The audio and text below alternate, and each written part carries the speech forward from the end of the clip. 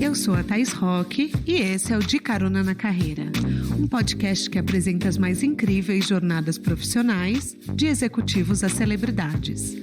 Juntos, nós vamos passear pelos caminhos percorridos por pessoas de sucesso e eu vou te mostrar que o impossível é só uma questão de ponto de vista. Vambora? Uma mulher negra e nordestina que durante o dia entregava o seu currículo e à noite vendia salgados na porta de uma faculdade para sustentar as duas filhas depois de sair de um relacionamento difícil, mudar de cidade na cara e na coragem. O dinheiro desse trabalho também servia para ela pagar a condução que pegava para participar das entrevistas de emprego, né? E uma hora rolou uma contratação que mudou a sua trajetória. Firme, Jandaracy Araújo é a mais nova de 7 irmãos e foi aos poucos construindo uma carreira. Hoje tem no currículo passagens incríveis. Já foi CFO da 99 Jobs, faz parte do conselho administrativo da WCD Brasil, que é a Woman Corporate Director, do Instituto Inhotim e do Future Carbon Group. Ela foi uma das convidadas brasileiras para falar no evento do Pacto Global da ONU, foi top voice do LinkedIn em 2022, é expert em finanças, sustentabilidade, ESG e relações governamentais. Além de ser uma das fundadoras do Conselheira 101, que promove a inserção de mulheres negras em conselhos administrativos do país. Vamos embora entender como essa carreira aconteceu? Apertem os cintos que a estrada da Janda já começou. Janda, seja bem-vinda ao De Carona na Carreira. Quer dar um oi para os nossos caroneiros? Olá, caroneiros e caroneiras. Amo! Não, eu vim, Janda veio na paleta do podcast. Hoje eu que tô fora da paleta e ela veio, gente, combinando com o cenário. Eu amei. Janda, eu escolhi o nome desse episódio, na verdade eu chupinhei ele do seu LinkedIn. Ótimo. Porque a gente começa a sua história falando do seu tino comercial, do seu lado comerciante da venda de salgados. Conta como foi essa época, durante quanto tempo você fez esse trabalho? Bom, na verdade foi um período de transição. Eu sempre fui empreendedora, né? Quem me conhece, eu já tive oficina mecânica. Oficina mecânica, Janda. Da onde você tirou isso? Se formou em metalurgia, gente. Fiquei chocada. Exatamente. Já tive oficina mecânica. Eu já tive empresa de cestas de café da manhã. Então, assim, eu gosto de dinheiro. A conversa é assim, eu gosto de dinheiro. Vai ganhar dinheiro? Vou fazer, né? E ganhar dinheiro de forma honesta. Então, eu mudei para o Rio de Janeiro na década de 90, num processo de mudar de vida. E eu tenho muito isso, né, eu costumo dizer o desapego, eu sou desapegada. Se não tá dando certo aqui, vamos mudar. Você não tem o luto de encerrar um negócio? Zero. Você tá brincando? Vida que segue. A vida é feita de movimento. E é isso que eu falo muito, gente, a vida é feita de movimento. A gente não pode ficar feito água parada. Sim. Né? É super importante ter essa noção. Uma coisa não está caminhando aqui, não está dando certo, vamos para o próximo movimento. Porque a vida é movimento. Viver é isso. Então, na época, não por um motivo muito tão só de mudança de carreira, mas porque eu tinha um relacionamento falido, violento, queria mudar de vida, as oportunidades não surgiam, mesmo com boa formação, tendo estudo, as coisas não estavam acontecendo, e aí a gente precisa ter coragem. Sim. E coragem para recomeçar.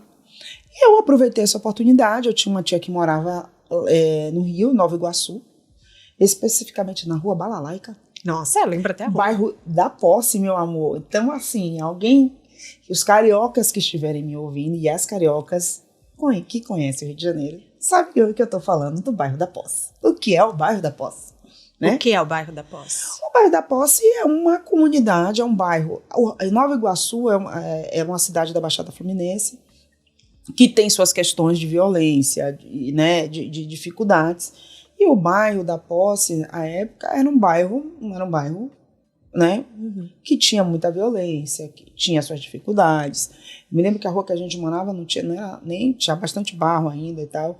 Então, eu morava no quintal, que é uma coisa também super comum no Rio de Janeiro, na periferia do Rio. As pessoas moram no quintal, dividem o quintal, as casas estão tudo ali no quintal. Então, quando eu cheguei no Rio, não conhecia nada, não conhecia ninguém. Minha tia era empregada doméstica. E eu fiz assim, não, empregada doméstica não é para mim, não vou, né? Mas eu gosto de ganhar dinheiro, eu vou fazer comida para vender, colocando currículo na Easy, nada. Tá, você mandava os currículos. Mandava currículo. Na época, gente, não era coisa na internet, entendeu? Páginas Amarelas, um jornal que a gente comprava no Central do Brasil, na banca de jornal, um chamado Amarelinho, que lá era divulgado um monte de vaga. Então, chega ali para na house, mandar currículo ou ir no local entregar. E não acontecia. Só que quando você tem filho, você não fica esperando, entendeu? Cair um milagre. Até porque eu fui com pouco dinheiro. E desse pouco dinheiro, eu fiz dinheiro. Você foi... Eu sou assim. Você me corrige se eu estiver errado. Você foi com R$20. R$20. Tinha R$20, uma toalha bordada na mala para vender, boa vontade e força para trabalhar. E saúde. E assim fui eu. Então, vender salgados foi uma fase super importante. Primeiro, eu conheci muita gente. Foi o que me possibilitou começar a minha carreira executiva. Olha que coisa doida. Vou vendendo salgado. E eu costumo dizer que as oportunidades, elas surgem para quem está em movimento, para quem está preparado. Não é dentro de casa. E aí o recado, já dando meus spoilers, né? Um recadinho para quem está nos assistindo e ouvindo. Se eu ficasse com aquela coisa de vou esperar me acontecer ou me apequenasse, talvez eu não tivesse tido oportunidade, porque foi vendendo salgado que eu comecei a observar, conhecer a cidade, porque eu pegava já o trem ali em Nova Iguaçu, ia até a Central, eu ia parando, hoje tem lugar para entregar aqui em Madureira, tem currículo para entregar no Meia, E, pessoal, por que você não para na porta da faculdade, a turma do trem, né? Pô, para na porta de escola que vende muito, já vai, já... E foi assim, parei na porta de uma faculdade para vender. Quem comprou meu primeiro chefe? Você tá brincando. Nossa, tô toda arrepiada. E todo dia ele passava, comprava. Josias. Todo dia ele passava. E você tinha currículos ali também? Óbvio, ó. Já com cheirinho de óleo e tudo, mas estava lá, né? Sim. E aí ele perguntou por que eu vendia salgados e tudo mais. Aí eu falei, olha, eu tô procurando emprego, mas eu não consigo e tal. Ele, você tá estudando? Eu fiz assim, olha, eu tô, né? Eu me matriculei aqui, fiz o vestibular, passei, não tenho dinheiro para pagar, mas tá dando para poder resolver aqui. Paga um mês, outro mês não paga. Então ele fez assim, você já tentou bolsa? Eu fiz, já. É importante, não existia ProUni. Tá. Que mudou não tinha cotas, a vida de muita gente. Sim. E não tinha cotas, a gente não falava de cotas. Na época não tinha cotas, tá, gente? Vamos lembrar. Então, assim, fui, passei, mas não conseguia emprego. Não conseguia de recepcionista, assim. Auxiliar administrativo não rolava. E aí ele falou assim, olha, contei a história, que tinha 2 filhas e estava trabalhando. Ele fez assim, olha, me deu um cartão. Fez assim, amanhã você vai lá... E vi que era rede de varejo, eu fiz assim, puta, oportunidade, trabalhar de caixa, tá de boa. Mentira. Sim. Entrei na marketing, na área que eu resolvi estudar administração. Você tá brincando. Era a área dele? Ele era diretor de marketing. E ele estudava na faculdade? Ele era professor. Ele era professor! Ele era professor. Tô passada. Só que aquela história, executivo-professor, que depois eu entendi como é que funciona, você vem, sai do escritório, vai comendo alguma coisa, entra na sala de aula, dá aula e tal, entendeu? E assim foi a conexão. E aí ele me deu essa primeira oportunidade. Anos depois, eu soube e como estagiária. Tá. E aí foi essa oportunidade. Foi efetivada, fiz carreira. Foi efetivada, virei assistente, analista, coordenação. E fui. Aí você já estava dentro. Já estava dentro e aí eu fui. Mas, recentemente, tem o quê? 1 ano, 2 anos atrás, ele contou o quanto ele foi questionado porque ele abriu essa vaga de estágio e por que ele tinha me colocado lá. Porque ele estava enchendo o quadro. E aí ele perguntava, mas por que a menina trabalha bem, né? E a gente não falava de questões raciais, de gênero, não falava. Gente, não era... E isso é super importante falar. Tem muitos assuntos que são recentes, a gente não falava. Sim. E as pessoas que não tinham preconceito, elas tinham até dificuldade de perceber que estava rolando alguma coisa ali. E até ele falou nessa entrevista, ele fez assim, engraçado, que eu não tinha atinado o que era. Eu achava que era uma perseguição. Sim. Comigo, na verdade, com ele, porque, né, questão de competitividade dentro de empresa e tal, ele fez, porque ela tá entregando, e vocês vão ver o que essa menina tá. Ela tem potencial.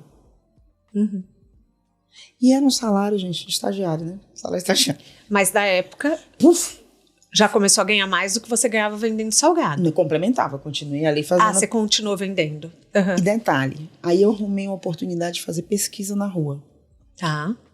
Eu sempre gostei de dinheiro. Com 2 filhas, gata, você não complementa uma coisa, falta outra, né? E aí, nos finais de semana, fazer pesquisa, né? Gente, quando vê alguém pesquisador na rua, pesquise. Entregar panfleto, responda. Quando vê alguém entregando panfleto, pegue, entendeu? Meu carro vira um monte, fica lá. Porque as pessoas fazem isso, não porque elas são preguiçosas ou porque não querem, porque é uma forma de ganhar dinheiro honesto, né? Eu valorizo muito isso. Todo trabalho honesto tem que ser valorizado. Com certeza. Então eu vendia também, a gente ganhava o quê? O equivalente a R$100.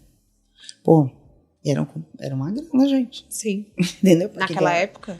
Entendeu? Era uma grana boa. Então, se trabalhar final de semana, enfim.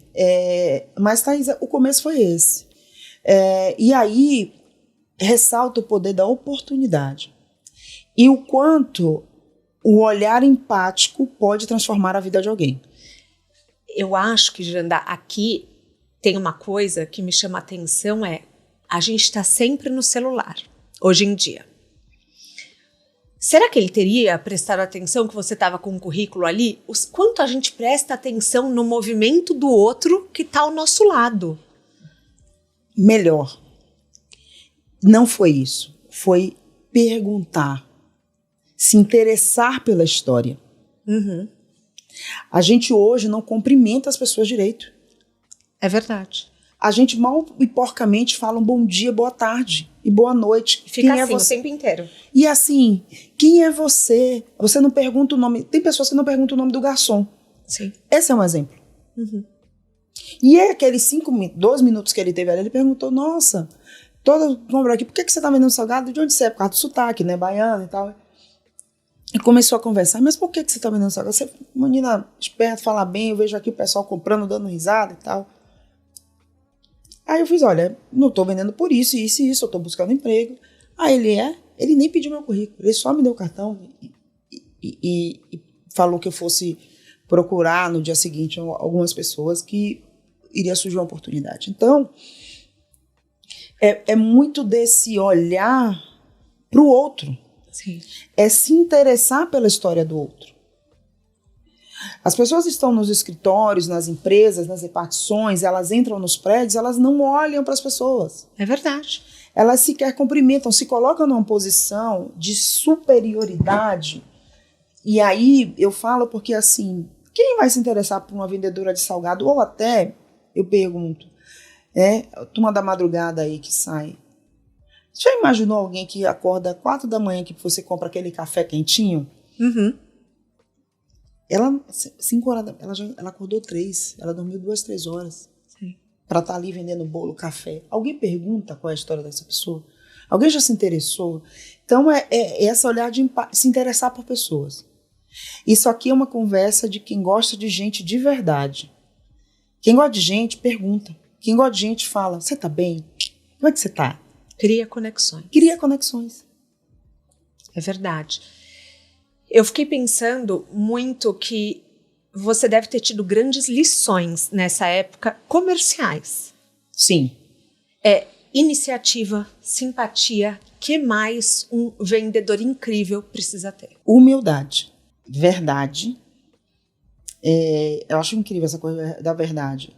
Porque o vendedor, você precisa falar, olha, hoje esse aqui não tá muito bom, esse aqui tá mais gostoso. Um vendedor de salgados. E você falava? Falava. Hoje eu errei a mão aqui nesse. Uma coisa que todo mundo pode desenvolver, né? De novo, é um sorriso, sabe? Entusiasmo. Eu, né, falando hoje até do Lucas, eu fiz assim, hoje eu tô precisando me energizar. Energia alta. Gente que vibra alto, gente. Gente que ri. E eu costumo rir das minhas coisas, viu? Das coisas boas e das coisas ruins.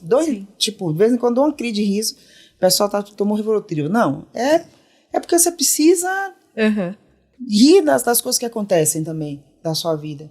Não tem nada de louco nisso. Mas é energia alta. Ninguém aguenta gente que fica ouvindo aos céus. Sabe? Eu concordo. É difícil. É difícil. Não vamos aqui romantizar dores, mas é ressignificar. Então, o grande segredo de alguém que é comercial é falar a verdade, ter uma energia alta, porque, gente, imagina quem compra, entendeu? Nem floricultura de cemitério. Sim. Entendeu? Não dá. Então, tem que ter trabalha, seja lá qual for a sua vida, reze de manhã, joga para o universo, pede energia, toma um chá de gengibre, vai fazer, se levanta, entendeu? Levanta. Eu acho que isso para quem é do comercial, e não desistir. Vai ter dia, gente, para quem trabalha na rua, pior dia do mundo é o dia que chove. Sim, com certeza. Dia que chove, o povo tá atrasado, quer passar guarda-chuva, um monte de coisa, não vai te olhar. Vai ter dia que vai ser ruim, mas você não pode desistir. Não dá para desistir. Pelas dificuldades, vai ter dia que vai vender um monte, tem dia que vai vender pouco. E aí, o que me fez também chegar nesse lugar, Thaís, eu sempre fui muito organizada. Então, eu saía de casa com meta de quanto salgado vender. Com meta? Que incrível. Eu só voltava para casa depois que... Batia a meta. Batia minha meta de estoque e de quantidade de salgado. Perfeito. Então, ótimo você precisa isso. ter objetivo na vida. Você não vai, eu vou vender Não. Quanto é que eu preciso vender hoje para poder ter dinheiro? Porque no dia que chover, que o tempo a gente não manda, sim, eu preciso não ficar sem R$1. Sem R$1, sim. E aí a história de planejar financeiramente, que você não precisa ser doutor em finanças, nem doutor em economia, para fazer a conta de pão. Ali, ó, quanto eu preciso de gastar de material, quanto sobra. Eu pagava plano médico para minhas filhas, vendendo salgado. Olha que incrível. E hoje, com a internet, tem ferramentas que você coloca os preços dos ingredientes e ele já te dá quanto você tem que cobrar pelo bolo ou pelo salgado. Então, a internet facilitou muito a vida do comerciante. Sim, hoje está muito mais fácil. E assim, eu tô falando desse lugar e muita gente vai dizer assim, nossa, mas a gente está na tecnologia, a gente está colocando a mulher no lugar né, no beck da cozinha de novo. Mas, gente, é a realidade. E aí eu vou trazer um pouco da ancestralidade. As minhas ancestrais, eu falo com muita tranquilidade, que trabalhavam antes da onda do feminismo, das mulheres trabalharem, da legislação, a gente sempre trabalhou. Foi a forma de sobrevivência, vendendo os docinhos, os acarajés na rua, os bolinhos. Isso é uma história que faz parte da minha história. Então, sempre foi uma forma de sustento para as mulheres negras, o empreender através da comida. Ou através da roupa. Através da roupa. Então, sempre foi uma forma de sobrevivência em épocas. E aí, outro dia eu até comentei, eu fiz assim, olha, o meu feminismo, que eu conheço, ele é muito antes de Simone de Beauvoir. Muito antes. Sim. Então, a gente ter que trabalhar, que sustentar a família, a gente vem muito antes de qualquer onda, ou conhecimento ou causa, e não desqualificando a causa da agenda do feminismo hoje. Então, acho que tem uma história aí de trazer e ser um caminho mesmo, né? Rápido, fácil, porque você não precisa construir uma industrial, você não precisa sair comprando não sei quantos de estoque. É seu trabalho. Então, essa é a facilidade de quem começa nessa área. Mas coisas que são básicas. Precisa saber fazer conta. E aí, de novo, eu conheço pessoas simples que nunca estudaram, tiveram formação, né, grandes formações acadêmicas, mas que são muito boas de conta, saber fazer continha, saber lidar com dinheiro, né, e ter objetivo. Você falou em uma entrevista que eu assisti como vocês sabem, caroneiros, eu fico viciada na pessoa, e daí eu perco a mão, e daí eu fico consumindo todos os conteúdos que essa pessoa já fez, que eu viro uma stalker. Então, assim, vi suas entrevistas, fucei no seu LinkedIn, tudo. Ótimo. Maravilhoso, eu já tô PhD em Janda. Você falou que 51% dos negócios são começados por mulheres. Mas, infelizmente, depois de 2, 3 anos, esse número cai significativamente. A mulher, normalmente, ela empreende por necessidade. Sim. E por que você acha que muitas vezes ela não continua o negócio? Vários fatores. Primeiro, que empreender não é fácil, né? Você tem uma coisa de altos e baixos, várias dificuldades. Acesso a crédito. Então, as mulheres, ela pode ir com o negócio muito bem, ela tem mais dificuldade de acesso a crédito. As duplas, triplas jornadas que com certeza impactam, né, nessa... Como você vai cuidar do negócio você não tendo rede de apoio, suporte, né? Muitas dessas mulheres são mães, são chefes de família, ou tem que cuidar da pessoa mais velha da família, da casa.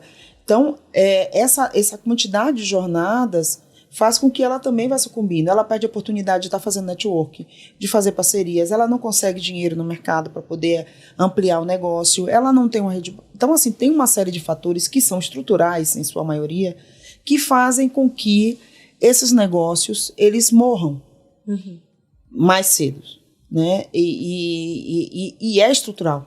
Infelizmente, a gente tem uma questão de estrutura de sociedade, modelo de sociedade, que faz com que as mulheres tenham um pouco mais de dificuldade de empreender e de ter negócios de sucesso que vamos dizer, que transcendam esses 3 primeiros anos, que é muito normal acontecer, tá?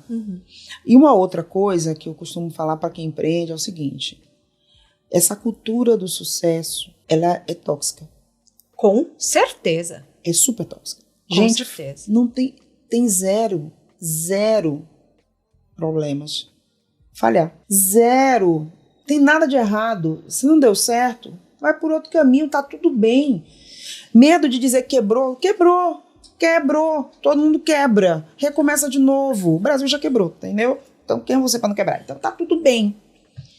Só que a pessoa vincula o fracasso do negócio com fracasso pessoal. A ser um fracassado. A pessoa entende, eu sou um fracassado porque o meu negócio não funcionou. Eu já até gravei um episódio com meu pai, que meu pai já quebrou inúmeros negócios. Assim, ele já vendeu uma madeira, ele já vendeu lousa digital, ele já vendeu tudo. Impressora 3D, só que ele vendeu 10 anos antes da impressora 3D bombar. E às vezes você está à frente do seu tempo. Às vezes o timing não é correto. Às vezes... Exatamente. São inúmeras coisas, não quer dizer que você é um fracasso, né? Não, e é isso, não carregar isso, é saber separar. Da mesma forma que você não precisa esperar o navio afundar ou bater num iceberg e pensar no seu negócio para você mudar. Então, o apego à ideia, é outra coisa que as pessoas têm muita dificuldade, é o desapego. Apego ao negócio, apego a ideias, se abraça naquilo ali e não começa a olhar, bom, isso aqui não está dando bem certo, por que não está dando certo? O que é que de novo? Se reinventar e desapegar da ideia inicial. Às vezes é muito importante desapegar de negócios. Sim. Tem gente que tem dificuldade de desapegar. Eu tenho, porque eu já fico, assim, eu olho e falo, não, mas eu criei, mas esse tem um valor sentimental. Meu Deus, o que as pessoas vão pensar? Então. Isso entra o ego. Entra o ego. Mas eu te contar uma coisa. Como mãe, filho a gente quer pro mundo. E os negócios? Também. Se você pensou em criar um negócio para você morrer abraçada com ele, isso é errado. Se a gente cria filho para o mundo, por que a gente, e aqui, né, fazendo esse metcon em quem é mãe, por que a gente acha que o negócio tem que ficar debaixo da nossa asa o tempo todo? O que é isso? Não bate, não faz sentido. E o melhor termômetro de sucesso de um negócio é quando você consegue passar ele adiante. Não necessariamente vender. Não necessariamente vender. Ou ele expandir, ou você trazer sócios. E até vender, por que não? E parte pro próximo. E se reinventa e tem novas ideias e faz um... Por que não? E é o apego de que, nossa, mas fui eu. Gente, não tem coisa mais linda do que você passar um bastão adiante e ver aquele filho crescer, florescer da vida. Árvore você não planta para você. Nunca tinha pensado nessa analogia. Quem vai colher os frutos da jabuticabeira? Talvez você, mas com certeza verão os outros que irão. E a mesma coisa. Eu sei, Janda, mas hoje as pessoas se definem muito, porque eu sempre pergunto aqui o que é sucesso para a pessoa no final do podcast, porque hoje as pessoas se definem muito por algoritmos, por números, por feitos. Então, a gente estava falando antes de começar que você olha o crachá da pessoa antes de olhar quem ela é, antes de se conectar com ela. E daí fica um negócio que um pouco a sua profissão te define, entende? As pessoas te veem pelo seu sucesso profissional, elas te botam num nível de importância pelo seu sucesso profissional. Você não acha? Eu acho. Não tô falando que é certo. Não, eu acho, e eu entendo que efetivamente é uma questão. Eu sou faço advocacy em relação a isso, né? Vamos falar bonito, falei de faço advocacy. Mas eu faço advocacy em relação a isso, que é a gente precisa voltar a falar de gente e ser humano. Por quê? Porque um cargo não define ninguém. Eu não quero me conectar a pessoa só por causa do cargo. Eu quero saber se ela é gente boa ou não. Uhum. Porque é o que vai levar adiante. É o que vai fazer com que aquela conexão, quando você não se conecta pela pessoa, pela posição que ela ocupa, gente, talvez tenham pessoas que não estejam preparadas para essa conversa. Sim. Vai ter muita gente que não está preparada para essa conversa. Mas você não pode ser o cargo que você ocupa. Porque a palavra é ocupa, não é você. Uhum. E eu vou te perguntar, quem é você além do crachá? Recentemente em um evento, foi muito engraçado, estava numa roda e apresentaram, aqui é fulano de tal empresa. Aí eu peguei, virei o crachá dele. Aí ele, queria te conhecer, eu virei o crachá dele, oi fulano, me conta, fala de você. Uhum. Aí eu fiz assim, não quero saber de onde você trabalha, me fala de você. Legal. Que é isso que vai gerar conexão, independente de onde essa pessoa trabalhe. O que ela vai levar para outros lugares, até, meus amores, para construir boas relações comerciais, bom networking, é quando você se conecta para a pessoa. Você não se conecta com o cargo que ela ocupa, nem com o que ela tem. Uhum. Se tem uma empresa, se não tem. Entende? Entendo. Porque onde ela estiver,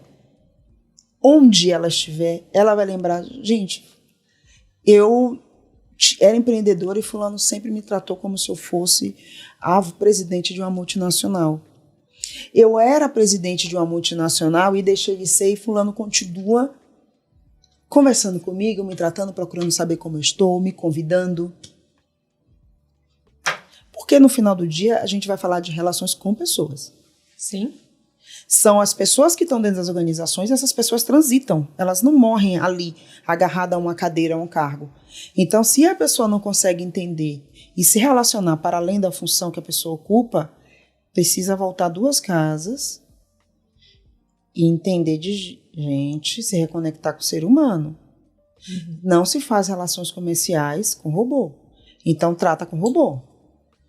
Bota lá um robô chat para poder comunicar no WhatsApp, né, para responder no Instagram, pelo amor de Deus, né? Eu acho que a gente teve aí um período que deveria ter servido para a gente aprender um pouco mais sobre essa importância, sabe, Thaís? Uhum. Eu gosto de retomar, muita gente fala assim, gente, vocês são muito velha, a gente tá vendo guerras aí e tal, mas assim, eu não gosto, eu acho que a gente teve um momento crucial, que foi, eu costumo dizer, a era DC, o período, né? A gente teve o AC, o D1, que é o DC durante o Covid, e o DC, que é depois do Covid. Deveria ter servido muito para apresentar para a gente uma nova perspectiva de relações e de como viver nesse mundo. E, infelizmente, muita gente não entendeu o que foi isso, o que foi tudo aquilo. E aí, de novo, a gente volta para o mesmo modus operandi de antes. O que será que tem que acontecer para poder a gente entender de novo?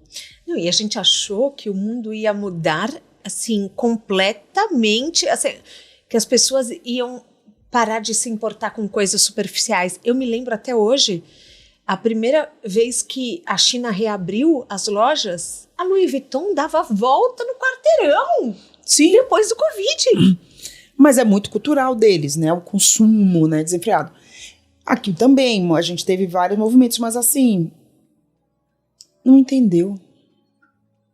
É verdade. Não entendeu. Não é isso que define a gente, né? Não é. É uma questão muito de saber que cargas de. O que é que você veio fazer aqui nesse lugar? Filosófica, né? A gente está falando de carreira, mas assim, gente, eu faço mentoria, eu falo, olha, e um dia eu pedi para uma mentorada falar assim, me escreve sua missão. Uhum. A missão, ela escreveu o cargo que ela queria ocupar. Escreveu lá, eu quero ser minha missão. Eu fiz assim, então. Isso não é missão de ninguém. Perfeito. Se você escreve sua missão de vida, como você estar em um lugar, a gente precisa começar a mentoria novamente. Porque tudo isso é consequência. Eu concordo. Diferente de não ter objetivo. Mas a missão de vida, ela não pode ser definida em ocupar posições. Você ocupa um cargo em várias empresas que é do sonho de muita gente, que é o cargo de conselheira. Assim, eu acho um nome sábio. Eu acho que impõe, quando você fala ela é conselheira de um negócio. Eu imagino sempre uma maga, um mago sábio, opinando das diretrizes do negócio. Então, conta pra gente, já que eu não faço parte de nenhum conselho e muitos caroneiros também não, o que faz uma pessoa que ocupa um cargo de um conselho de grandes empresas como você ocupa? Olha, vou explicar. É a pessoa que mais escuta e mais faz pergunta. Tá. O que faz um conselheiro? Ele escuta e faz pergunta. São perguntas que vão trazer reflexões. Perguntas que vão provocar os executivos a repensarem como estão conduzindo o seu negócio. Perguntas que vão, e aí pro lado duro da história, entender por que a empresa está tomando aquela direção. E olhar, ajudar, né? O conselheiro, ele não é esse mago, mas a ideia é que quando a gente está de fora, isso é muito antigo, lembra dessa história antiga? Quem está de fora vê melhor. É verdade. E é esse olhar de fora, de quem não está na loucura do dia a dia, tendo que entregar resultado, entregar os KPIs, performance. Esse olhar que traz, olha, vamos aqui, calma. Vamos entender, construir o futuro no presente. Vamos entender como a empresa está hoje, pontos de atenção, e vamos pensar no futuro. Como essa empresa tem que estar daqui a 5, 10 anos? Como está a agenda da empresa na construção de inovação?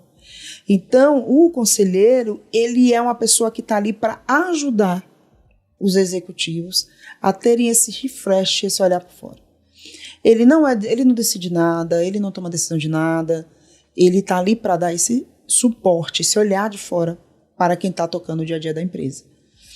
E é uma posição de aprendizado contínuo. Você tem que sentar e estudar. Ponto. O que um conselheiro estuda? O conselheiro, ele estuda muito do negócio. Então, assim, não é porque você foi VP de não sei das quantas que você vai saber opinar sobre tudo. Você tem que entender. Porque cada negócio é um negócio. Cada empresa está no momento. Então, por exemplo, eu tenho dedicado meu tempo até a estudar mais sobre finanças verdes, mudança climática, né? Sim. Eu sou conselheira de uma empresa de climate change.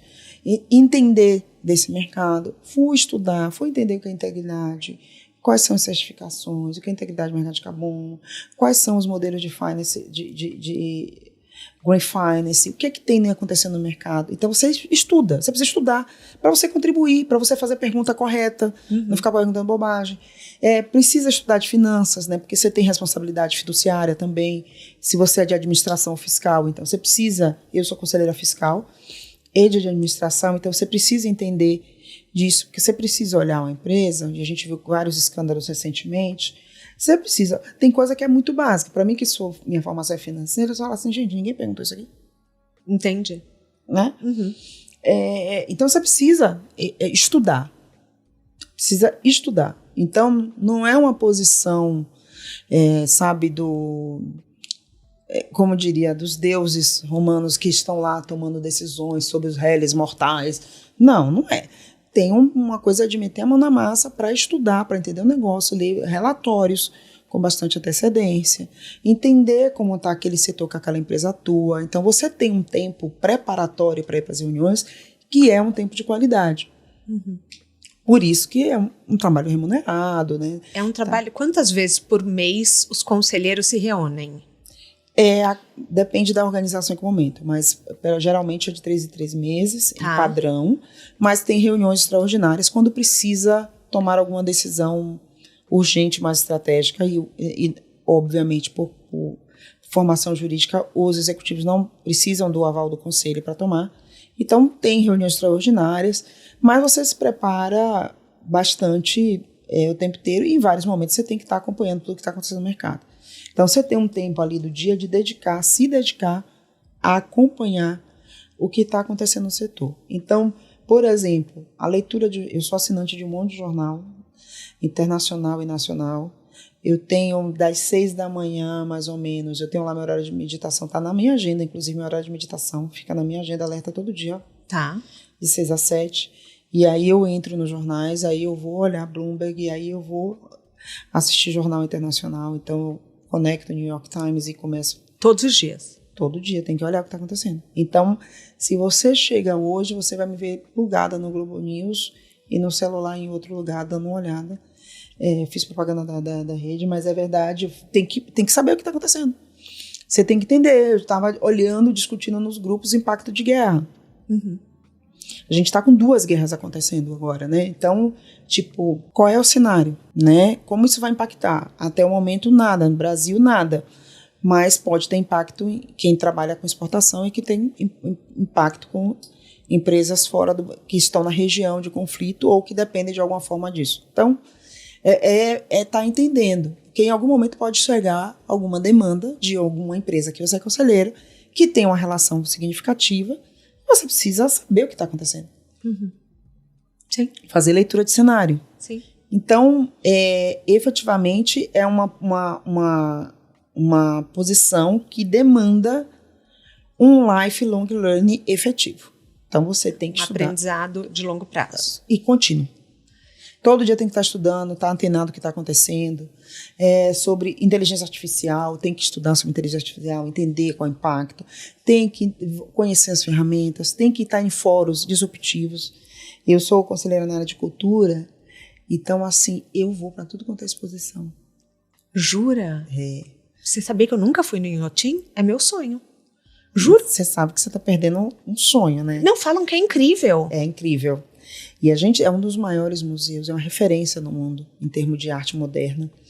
E o brasileiro não conhece, né? Bateu o recorde essa semana de 4 milhões de visitantes. Que legal. E é um lugar, eu considero, eu sou apaixonada por lá. Hoje eu estou como conselheira de lá, mas antes de ser conselheira de lá, acho que Deus né, meus deuses sempre me abençoaram muito com o que eu quis. Eu estava fazendo um MBA na Dom Cabral e toda vez que eu ia, ficava uma semana lá e dava um jeito de emendar o final e ia para o Inhotim. Porque nunca dá para você ver tudo em um dia. Então ia para poder... Gente, aquele lugar é mágico. Passa-se o tempo, sou convidada para ser conselheira de lá, olha aí. Presentão, foi um grande presente. Sim. Porque para quem gosta de cultura é um mergulho, né? Se aprende.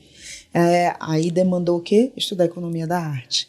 Legal. Aí demanda, você vai sentar num conselho desse, não é? Você tem que entender de economia da arte, entender quais são as melhores práticas de funding para um ambiente de arte. Então, você vai aprender coisa nova. Uma dúvida.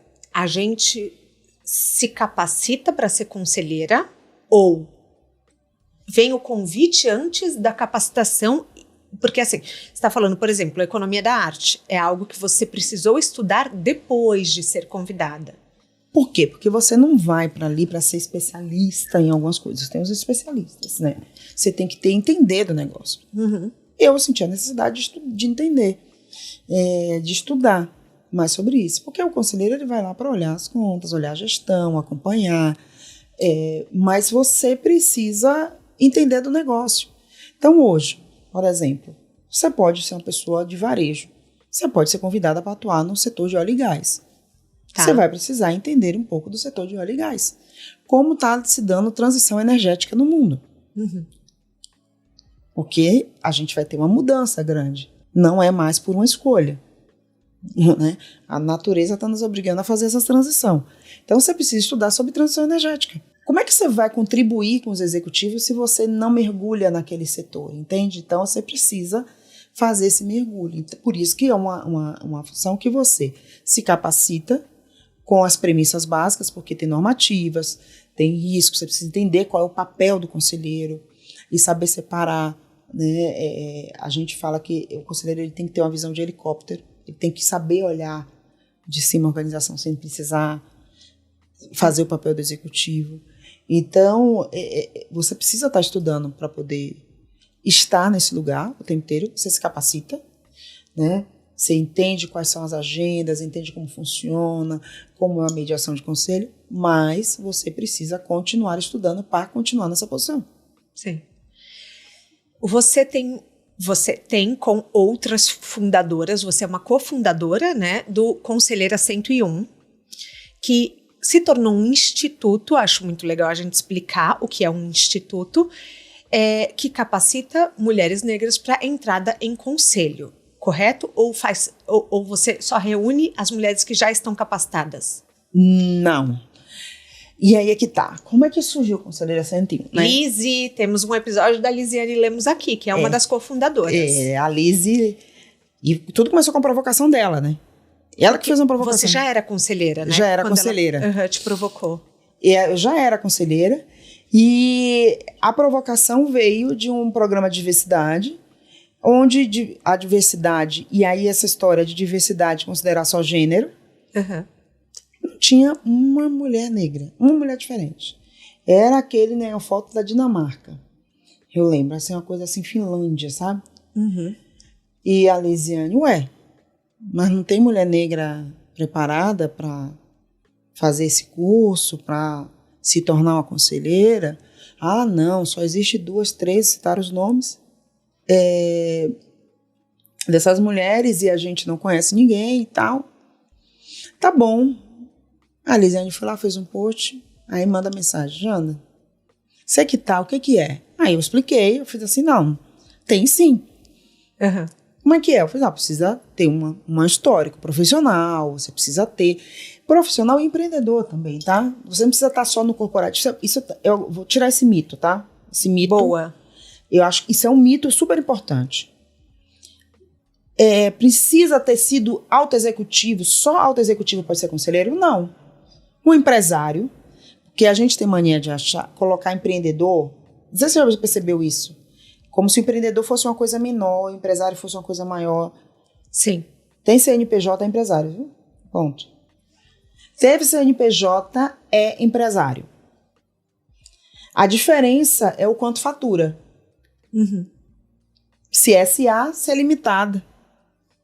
O CRL, essa é a diferença. Teve CNPJ, é empresário, viu? Pode falar assim, eu sou empresário. Tem negócio de mim. Que muda o faturamento. E a trajetória. Mas você precisa ter uma experiência, até como empresário, você precisa ter um tempo como empresário. Não é alguém que abriu a empresa, o CNPJ hoje. Uhum. Mas alguém que já tenha uma história, já seja empresário há um longo tempo, essa pessoa pode ser um conselheiro. Por que não? E aí a gente tinha um checklist, né? Precisa ter X tempo de experiência, precisa ter uma formação, uma graduação, porque senão também fica, né? pessoa vai ter dificuldade no dia a dia de lidar. Você tem uma graduação, precisa isso, precisa aquilo, tá bom. Ok.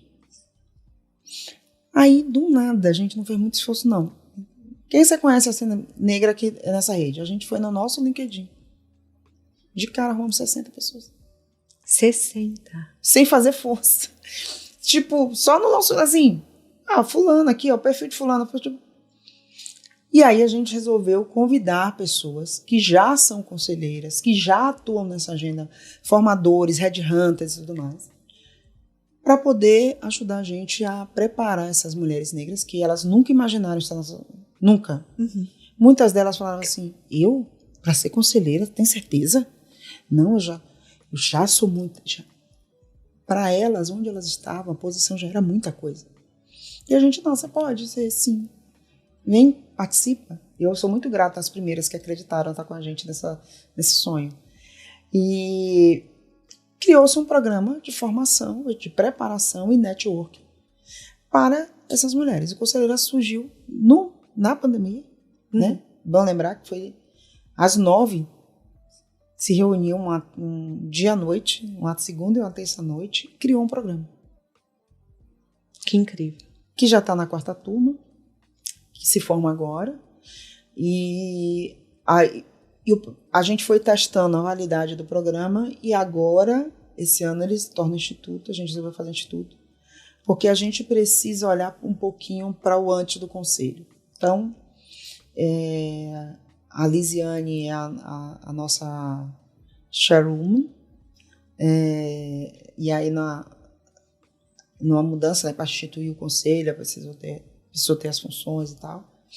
Então, essa evolução. A gente viu que a gente precisava mudar. E aí entendemos também, Thaís, que assim, não dá para falar de raça só falando de pessoas negras. Aliás, para quem não sabe, meu nome é indígena. Jandaraci. Mais nova de 7 irmãos. A mais nova de 7, da tribo dos Araújos, que começa com Tabajara. Não dá para falar de raça só falando de mulher negra. E aí, pelo primeiro ano, a gente trouxe mulheres indígenas. Mas elas não têm... Disseram assim, mas elas não têm muita experiência em corporativa e nada e tal. Óbvio, né? E epistemologia, né? Eu fiz, engraçado, mas tem um monte de homem que não tem, né? Aí eu já... Tem vários conselheiros famosos, inclusive, que a vida inteira foram apenas acadêmicos. Por que uma mulher isso é questionado? E, inclusive, com uma formação acadêmica invejável. Mestrado, doutorado, sabe? Tipo, elas não estão aptas apenas porque são acadêmicas? Mas homens estão aptos sendo acadêmicos? Perfeito. E trouxemos mulheres indígenas. Que incrível. E está sendo um grande aprendizado. O quanto... E aí eu gosto muito de usar essa palavra. O quanto a gente visibiliza as pessoas. Não dá para imaginar que a gente está falando de mulheres indígenas que vivem em tribos isoladas. A gente não está falando disso. É uma visão tão colonizadora, tão cruel, de colocá-las só, é só que vem de artesanato. Não. Mulheres com formações incríveis. E trazer elas para essa conversa. Até porque o assunto da vez é Amazônia, é floresta. Nada melhor do que os donos da terra para falar sobre esse assunto. E com a formação específica na área. Conhece como ninguém. Então, acho que tem uma coisa assim de se realizar sonho. E eu uso muito essa frase, né? Eu não acredito, de verdade. E a gente tem algumas amigas em comuns, né? E eu sempre falo isso. Eu nunca gostei de estar sozinha nos lugares. De verdade, eu gosto de fazer meu topo platô. Pelo menos mais uma tem que caber. Essa história de pico, o topo da carreira, é uma coisa que te isola. Porque quando você fazia parte dos conselhos, assim, do seu grupo, só você fazia? Eu e mais uma, só era eu. Entende? Então não dá para poder você pensar que dá para você construir, fazer transformação no que você acredita, sendo sozinha nos lugares. Concordo. E essa história de fazer topo platô, para mim é uma marca.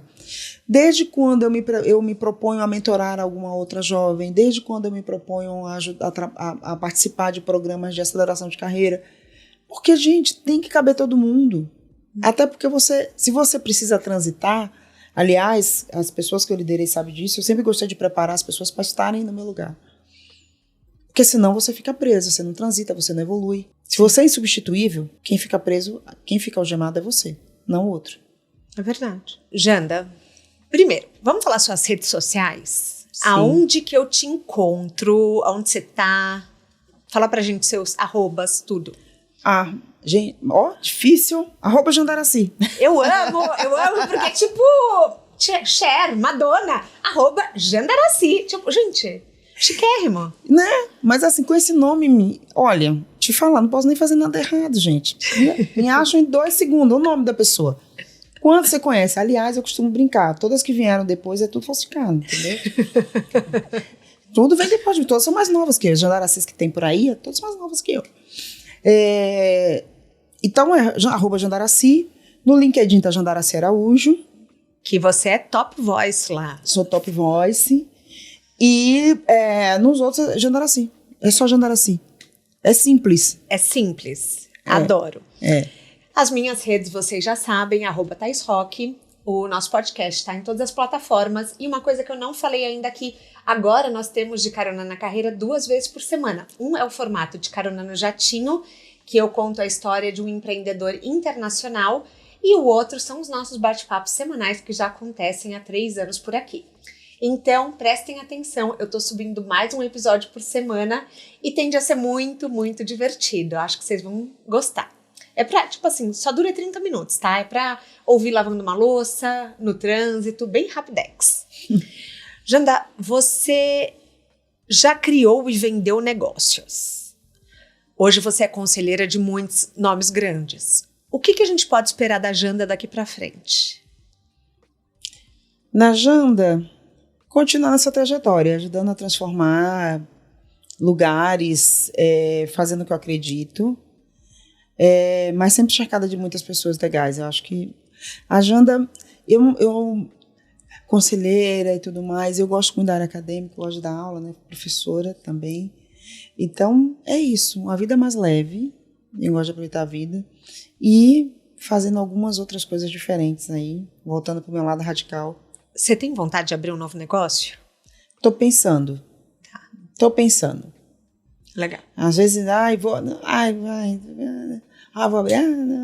Não, mas eu acho que eu vou abrir um outro negócio assim.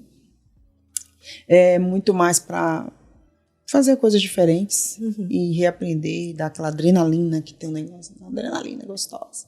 Adrenalina, que todo empreendedor é um pouco louco, né, Janda? Vamos combinar? Ele gosta dessa adrenalina, gosta da incerteza, você não acha? Eu adoro. E, assim, não sabe, né, Thaís? Eu gosto de corrida de montanha. Não é só fazer trekking, eu gosto de correr na montanha. De correr na montanha? Correr na montanha. Gente, eu não consigo nem subir uma montanha. Então, imagina correr. Correr na montanha, eu gosto de saltar de paraquedas. Eu gosto dessa adrenalina. E o próximo projeto é aprender a surfar. Aprender a surfar? Imagina, eu sou baiana gata. Corajosa. Eu sou tão sedentária, Janda. Eu tô até com vergonha. Eu gosto, né? Você é a veinha do surf lá no Prato Forte. Tá ali na... Maravilhoso. A equipe tá gargalhando aqui. Tipo, tá todo mundo amando. Entendeu? A veinha do surf. Imagina. Caramba. E o que é sucesso pra você? Ser feliz. Deitar e dormir. E aí ser feliz é você poder deitar e dormir e fazer o que você gosta. Seja... ter um tempo para poder se enfiar no mato, fazer uma corrida de montanha como eu gosto de fazer. Isso é ser feliz, né? Tá com os seus, eu acho que é isso. Ter tempo de qualidade para estar com os seus. Para mim, isso é ser feliz. A gente tem um quadro aqui que chama Pneu Furado, que é assim, toda estrada tem seu erro profissional. Só que às vezes esse erro acaba sendo uma bênção. Acaba sendo muito... É tipo assim, é um erro que você olha e você fala, ainda bem que aconteceu. Tem algum erro que pra você fala, nossa, que bom que teve esse erro? Gente, tá difícil, hein? Porque tem um navio. Tipo, não é um step, teve vários, eu errei pra caramba. Olha, erro. Já disse sim pra lugar não muito legal. E, gente, foi bênção, porque também, como eu sou desapegada, não é pra mim, obrigado, tchau. Entendeu? Não sou obrigada. Você não tem o problema de, por exemplo, só fiquei um ano num cargo, 10 meses. Você tem esse negócio? Por cumprir o meu currículo, eu preciso ficar aqui agora 4 anos. Não. Isso é doente. De novo, é a coisa mais doente do mundo. E todo mundo tem que entender, toda história tem 3 versões. Aqui um conta, aqui outro conta e é verdade. Eu acho a coisa mais doente do mundo. Você tá num lugar, você entrou, não tá feliz, vai embora. Não é que você imagina, vai embora. Você ficar num lugar, isso te adoece. A gente teve aqui agora, recentemente, Dia da Saúde Mental. Eu fico boba o quanto as pessoas têm adoecido para cumprir tabela para o outro, não é para ela. É verdade. Isso daí é uma coisa, na era da saúde mental, é uma das ambições de 2030, né? É a agenda da ONU, gente, virou agenda da ONU, saúde mental. O que você tem feito da sua vida que te obriga a cumprir, a ficar no lugar por 1 ano, 2 anos, para cumprir uma tabela, para dar satisfação para o outro, enquanto você está doente, no ambiente tóxico, no ambiente de assédio. Isso não é normal, isso não pode ser normalizado. É diferente de ser irresponsável. Eu acho que tem uma coisa de que decisões você tem tomado para o outro e não para você, com a sua verdade. Passa por autoconhecimento, passa por clareza de valores e seus inegociáveis. Uhum. Então, pneu furado tem vários, já entrei em lugar que não... Disse, sabe, fiz mudança que não era legal, saí de um... deixa eu ver... Já quase quebrei, já tive sociedade não muito boa, já um monte de erro, já errei pra caramba. Aliás, quem não tem... Isso é mentira. Esse negócio de vida plena é mentira. Entendeu? A gente, quando é criança, para aprender a andar, cai toda hora, né? Para andar de bicicleta, rala joelho. Para você viver o que é bom da vida, você precisa de vez em quando bambear e tomar uma queda, ralar o joelho, mas seguir. Faz parte. Quando será que a gente desaprende a errar? Porque criança erra o tempo inteiro.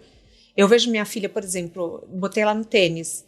Ela não acerta uma bolinha, Jane. E ela tá lá 45 minutos. Feliz! E ela não sai abalada. Sai ótima. Quando será que a gente desaprende? Quando a gente começa a se preocupar mais com o que a sociedade e com o que o outro vai achar sobre a gente. É nesse momento. Na sua mala de viagem, um livro, um filme, um documentário, pode ser um TED Talk. Ai, gente, eu sou fãzona. É um livro denso, mas eu me lembro muito da história dela. Eu gosto muito da Iyanla Vanzant. Ontem eu sentei e chorei. E 2 livros, né? E Porque os Pássaros. Ai, tem tanta coisa que eu gosto de Kenga. Eu tenho uma lista, né? Minha lista de músicas também, que vai na minha mala, porque eu sou uma pessoa musical, porque eu sou baiana. Eu não sei cantar, não sei tocar pandeiro, mas eu gosto de música. Perfeito. Não sei nada de nada, né? A minha arte é só apreciar. Algumas músicas que fazem parte da minha história. Não é de gente famosa, mas eu tenho um grande amigo que é compositor, que é artista plástico, inclusive. Todo mundo já deve ter visto o quadro dele nas minhas fotos. Na minha casa, um quadro azul. E era na época que a gente era pirralho, adolescente, a gente tava nos bares do Pelourinho e ele compunha essa música. Tomara que ele escute isso, vou mandar depois para ele. Depois você me deixa o link. Que ele não tá gravado, gente, era a música que a gente cantava no baile, ele compôs. Ele é compositor de Olodum e tudo mais. E era uma música, olha que interessante, me lembrou essa música agora. A gente cantava no bar tomando cravinho, em Pelourinho. Lá nos meus 17, 18 anos. Não vou nadar, nadar, nadar, nadar e morrer na praia. Não vou servir de iscas para os tubarões. Não vou ficar no mar das desilusões. Essa música me lembra muito assim, tipo... Gente, a gente não vai nadar, fazer tudo que a gente está fazendo para morrer na praia. A gente não vai parar. Não vai ser as desilusões que vão parar. Porque a gente se desilude com várias coisas na vida. Não é desilusões que a gente... Muitas vezes a pessoa bota só a questão amorosa. Não é disso. Mas tem os contratempos da vida e você não pode parar por causa disso. Ai, tem muita música. Muita, muita, muita. Reconvexo. Tem tantas. Adorei. Janda, a gente chega ao fim da nossa carona. Eu queria te agradecer esse papo bom. Assim, a gente falou de eu te entrevistar ano passado. E assim, a gente conversou e aquele dia acabou não rolando e eu sempre fiquei com você na minha cabeça e no meu coração. E a gente se encontrou numa festa. É verdade. Num show sertanejo. E, enfim, a gente se conectou ali, ficou conversando, batendo maior papo sobre assuntos da vida íntimos nossos, profundos. E eu sempre pensava em você e eu sempre falava, nossa, uma hora eu tenho que trazer a história dela pro podcast. E daí, assim, eu não quis mais perder tempo, quis te chamar. E saiba que, assim, eu admiro muito você. Eu admiro muito. Ai, obrigada.